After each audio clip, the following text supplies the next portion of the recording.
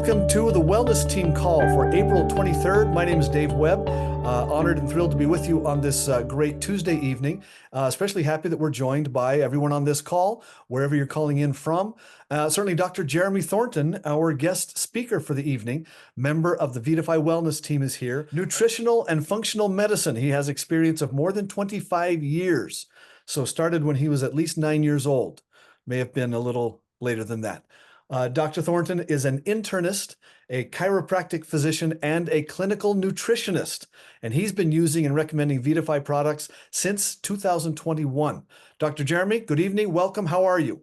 Oh, thanks so much. So I'm excited to be here. You know, we had a little bit of technical difficulty talking about the technology, right, with BioMS. And so when I put this together for tonight, I wanted to focus on touching on that again.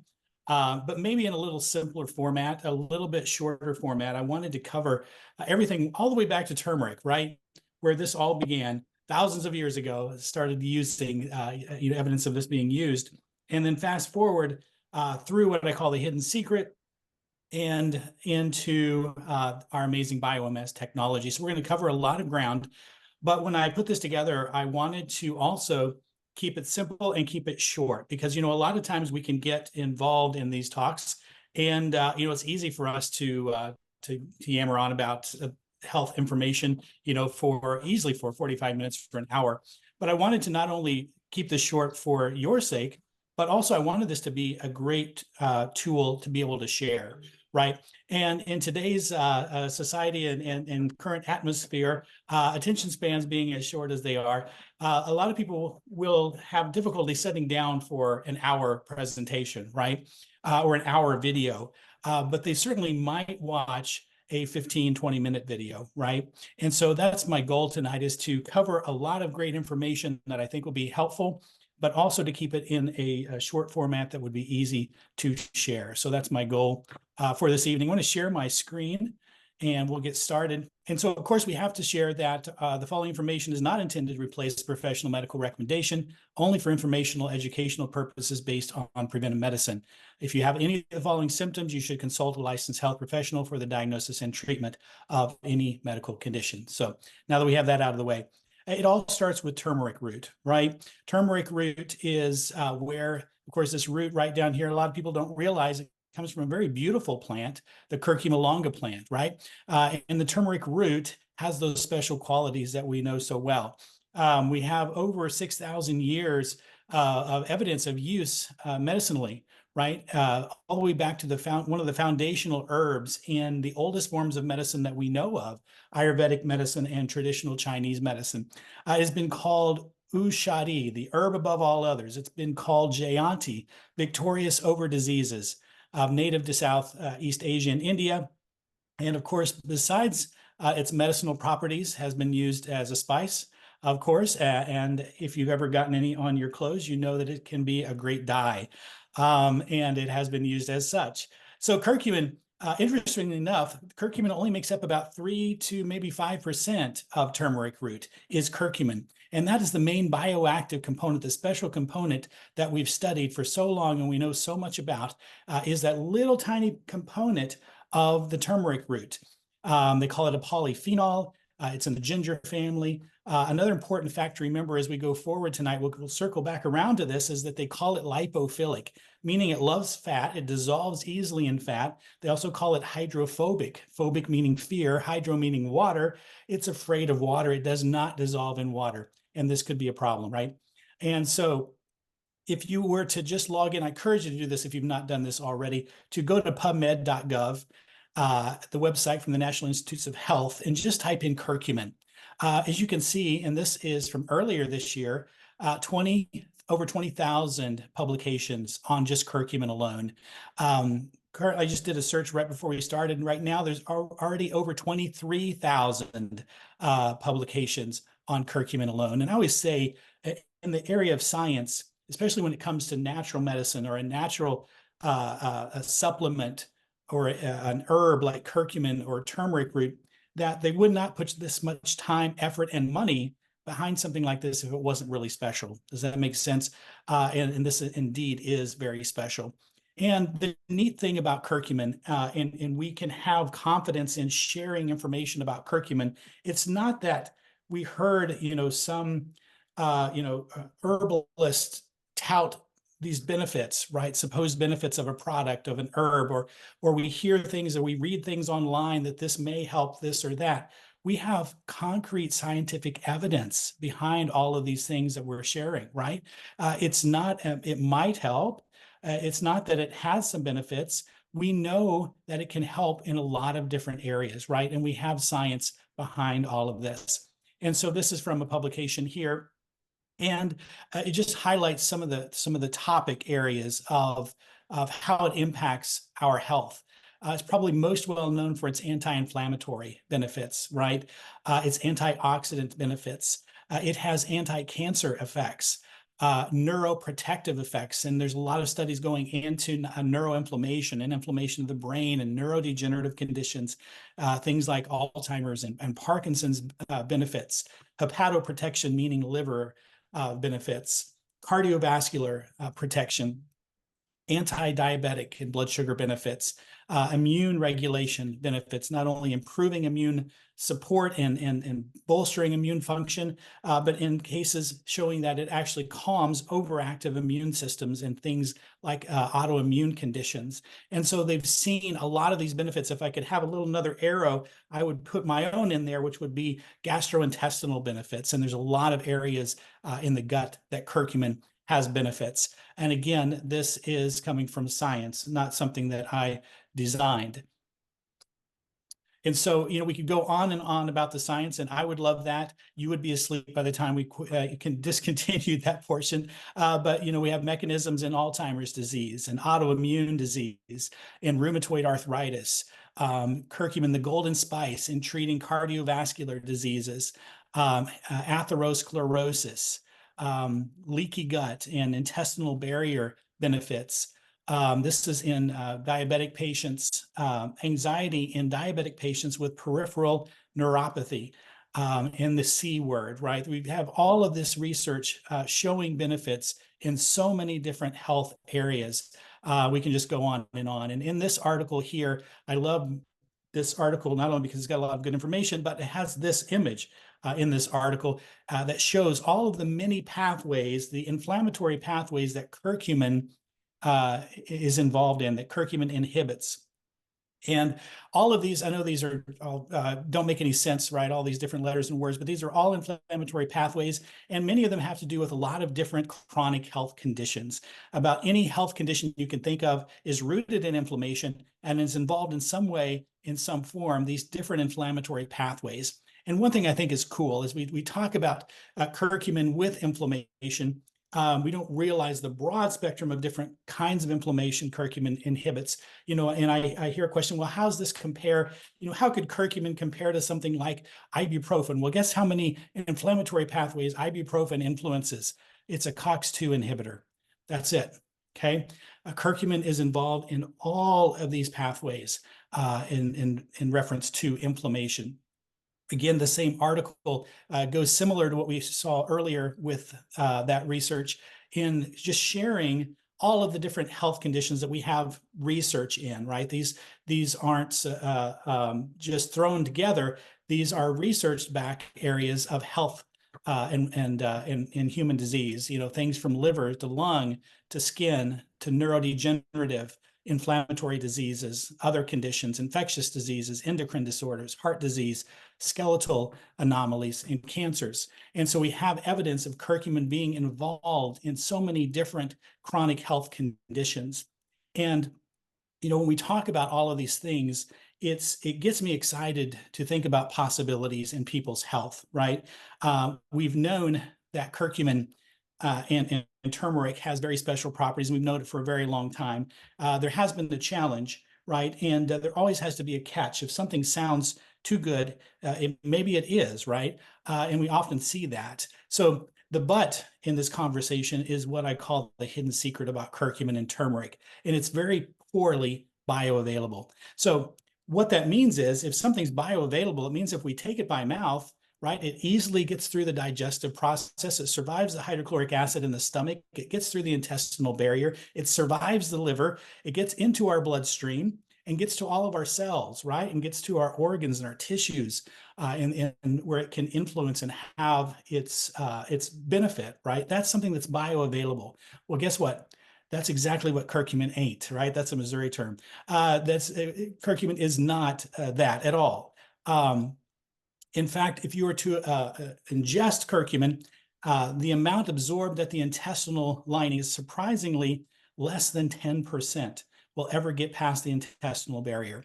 And some would argue it's way closer to 1% than it is 10%. And so as we look at the research, and if you do go into PubMed.gov and you search and look at curcumin articles, article after article is going to have this focus right here, is the problem of curcumin and its bioavailability, right? We see this over and over and over and over again. So scientists, can you imagine, that spend a great deal of their career in the lab studying all these amazing benefits of curcumin, right, in these cell cultures, and learning all of these amazing things that curcumin could possibly do with these different health challenges that plague, us humans. And then to turn around and try to recreate this in a human study. And after oral consumption of the curcumin, going to study the blood, and guess what? They couldn't find the curcumin. It disappeared. Where'd it go? It's not getting in the bloodstream.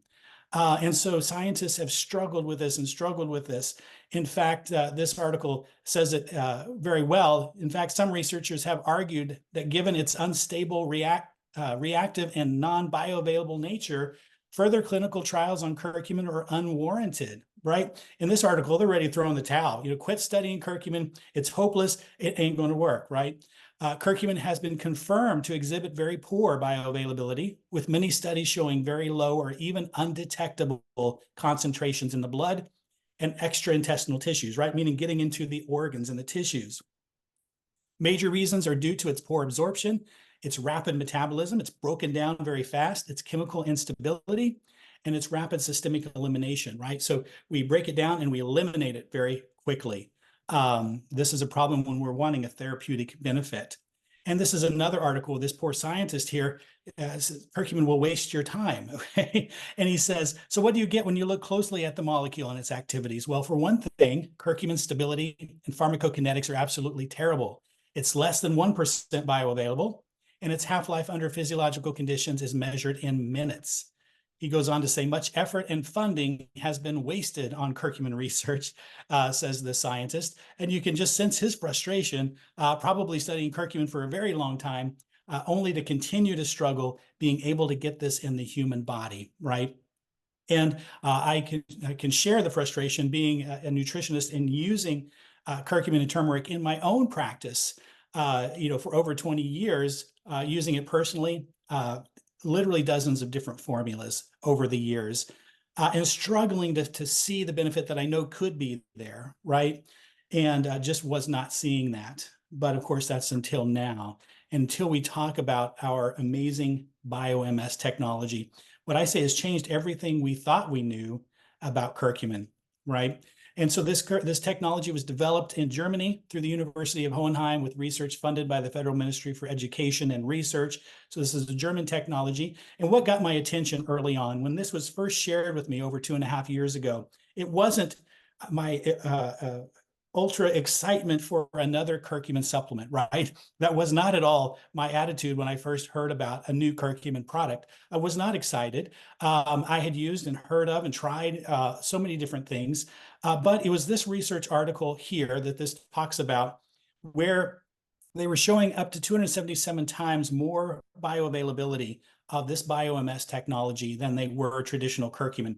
And honestly, I didn't believe that right off the bat, but it got my attention enough to think, what if, right? I knew the benefits of curcumin. I knew the research on curcumin, and I knew the limitations of curcumin. But what if this is true? What if this is actually increasing bioavailability by this much? I knew that this was going to be something special, and I knew this was going to change lives, and indeed it has. this multi-patented technology. And so what does BioMS stand for? It stands for biotechnology with micelle solubilisates. So everybody say that 5 times fast. And so this German technology, basically, this is the curcumin nanoparticle right here at the center, right? With this micelle structure around it. This is like the little submarine, right? We talked about this curcumin being hydrophobic. It's afraid of water, will not mix in water. How do we solve that? They've wrapped a micelle structure around that curcumin particle that can easily deliver, like a little submarine, easily deliver that curcumin particle through the bloodstream and to the organs and to the tissues, which we've seen such a limited amount previously. So to come close to this, which is not possible, but you would have to equal 10 drops, you would have to consume 17 pounds of turmeric root. Anybody raise their hand for that study? I didn't think so. Or over 25 capsules of curcumin at a time to achieve a 10-drop result. And really, that's not exactly true, but it would be as close as you could come taking it in those forms. When we talk about this technology, this BioMS technology, it's really multiple technology. So first, of course, it comes from turmeric root, right? We take that 3 to 5% extract of curcumin out of that turmeric root, and then they apply a nanotechnology, shrinking those particle sizes to unbelievably small levels, and then surrounding that little particle, that nanoparticle of curcumin with that micelle structure, right, to carry it throughout the body, throughout the bloodstream easily. And these nanoparticles less than 30 nanometers in size. So to give you a visual of how small that is, a red blood cell is 7,000 nanometers wide, right? A red blood cell that we can't even see if we get a drop of blood unless we look under the microscope. Then we can finally see these red blood cells. That's 7,000 nanometers wide, guys. And we're talking about particle sizes of this technology less than 30. A human hair is 100,000 nanometers thick. This is hard for me to wrap my brain around just how small that is. And so this goes as just a visual of why scientists over the years have been so frustrated with curcumin, right? So this study here, they gave the human subjects 2,000 milligrams of curcumin, right?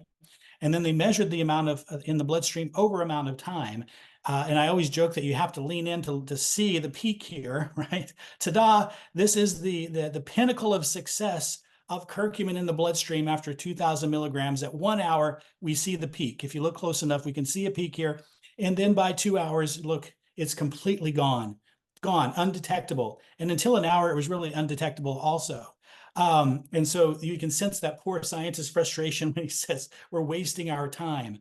And so I hear a lot of people talk about, well, my curcumin has black pepper extract. It has the piperine or biopiperine in it that solves the bioavailability. Well, not so fast. So this added the same 2,000 milligrams of curcumin with a little bit of black pepper extract. And we do see, I would agree, a little bit more of an exciting rise in curcumin here at about the 45-minute mark, right? But look where it's at by an hour. So proponents of black pepper extract solving the curcumin bioavailability problem, they want to show this little highlight right here, right? Ta-da, we've got this in the bloodstream. Well, they don't show what happens 15 minutes later. And we're down to here, right? They don't show what happens within the next couple of hours. We're undetectable again, okay? And the reason that black pepper extract works in this way is it slows down what they call phase 2 of liver detoxification. And so we slow down the liver's job, or ability to break down curcumin, and what I fear is other potential hazards, right? And so people that are maybe taking a lot of other supplements, or maybe they're taking a lot of other prescription medications, is it a good idea maybe to slow down liver detoxification? I kind of don't think so. But this is the approach that a lot of supplements use to try to improve bioavailability. But guys, what we have our hands on is so much more special than that. And so this is, we can't see it come off the baseline here, but this is the peak here of curcumin extract way down here at the bottom. And this is our BioMS technology. And what this demonstrates is that we're reaching levels in the blood we've never seen before, reaching levels in the blood we never thought were humanly possible from an oral delivery system. And that gets me excited. What gets me even more excited is the levels that we're seeing finally in the bloodstream is that we're seeing over such a time. Remember, we were lucky if we added black pepper extract to get 3 hours, right, which would be way down here. But look at the hours, 8 hours, 12, 16, 20, 24 hours later, we still have measurable amounts of curcumin in the bloodstream after a single dose. Guys, this is unheard of. We've never seen anything like this in the curcumin space, and never thought that this was ever going to be possible. And like so many scientists have kind of threw in the towel saying it's not possible, we might as well quit studying it. I'm so glad that those German scientists didn't stop studying this, right? That didn't keep looking for ways to solve this bioavailability riddle that they now have. And we're so thankful for it. Because, you know, in the end, it's not about how much curcumin you could take. Nobody wants to take 17 pounds of turmeric root, right? But it's how much is absorbed, how long it stays in your bloodstream, in your organs, and in your tissues. And if they, you know, if a picture they say is worth 1,000 words, I say this video is probably worth 1,000,000 words, because it starts with native curcumin extract mixed in water. Can you tell this is hydrophobic, right? It's deathly afraid of this water that it's being mixed in. It's not going anywhere, certainly not getting into the bloodstream. But as we add our BioMS technology, look at the ease in which it mixes and becomes suddenly soluble in water. It's almost like magic. And indeed, this technology sometimes seems as if it is. So if you can't tell, I'm excited about this technology. I'm excited about what we're seeing in people's lives, changing lives, what I always say, and Shane shares with us, 10 drops at a time. So I am going to stop sharing my screen. All right. And turn it back over to you, Dave. Well, Dr. Jeremy, don't leave just yet. We want to say thank you. I think everybody give us a high five in that chat. Give us a clapping emoji, or if you have a barking dog, or if you have, I don't know, castanets, whatever you feel celebrates the great news from this call. We want to see that in the chat. Dr. Jeremy, we really appreciate your energy and your expertise, certainly your personality, to make this something that we love you sharing your passion for something to help us understand. And so that's coming through the chat right now. I love to see it. And we'll make this available. Again, we'll trim down the dumb Dave parts, and it'll be the tremendous Thornton parts that we will turn into that nice and tidy 20 or so minute presentation. We do appreciate that. We want to make another plug for the next wellness team call. It will typically be 2 weeks from today. So again, I'm going to pretend to find a calendar and look for it here. That would be Tuesday, the 7th of May. Now that's Tuesday Mountain Time. So if you are in the UK, if you're in Denmark, if you're in Netherlands or Moscow, that will be middle of the night for you. That'll be 2 a.m. If you're in New Zealand and Australia, that will be mid-morning for you on Wednesday, the 8th of May, but we'll get this ready for you. And again, we anticipate, I think Dr. Cesar Fernandez will give that presentation. But again, Dr. Jeremy, thank you for being here and for sharing what you know and appreciate about BioMS and Vitify's products like Nanofy and Curcumin Plus. We're eager for people to learn about it and know about it and to share their great experiences. So thanks, everybody. Have a great evening wherever you are, and we look forward to catching up with you again sometime soon. Thanks, Dr. J. Thank you.